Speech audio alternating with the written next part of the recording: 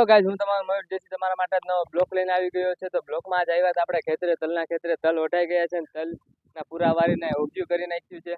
તો એક તો પહેલાં હું તમને બધીને એક વાત કરી દઉં કે મારે ફેસબુકમાં હું લોંગ વિડીયો નહોતો અપલોડ કરી શકતો, કારણ કે ફેસબુકમાં તકલીફ થઈ ગઈ હતી. તો હવેથી મારા ડેલી લોંગ વિડીયો આવશે. શોર્ટ વિડીયો અપલોડ થતા હતા, લોંગ વિડીયો નહોતા અપલોડ થતા. તો હવેથી મારે લોંગ વિડીયો અપલોડ થાય. તો ગાઈઝ એના માટે સોરી. હવેથી હું રેગ્યુલર વિડીયો મેલી. તો આપણે જોઈએ કે તલ કેવા હોય ને તલ કઈ રીતના ખખડાય. અહીંયા આવો.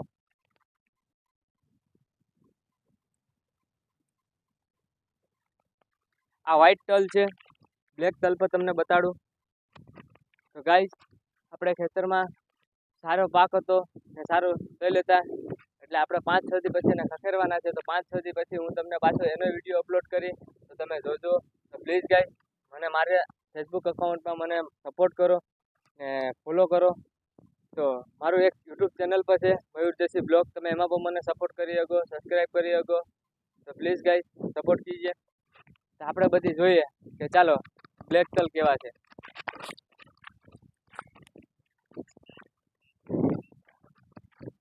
આપણે જવું પડે બીજાના ખેતરે, કારણ કે બીજાના ખેતરમાં છે તલ, બ્લેક તલ. તો તમને બધીને બતાડીએ કે કાળા તલ કેવા છે.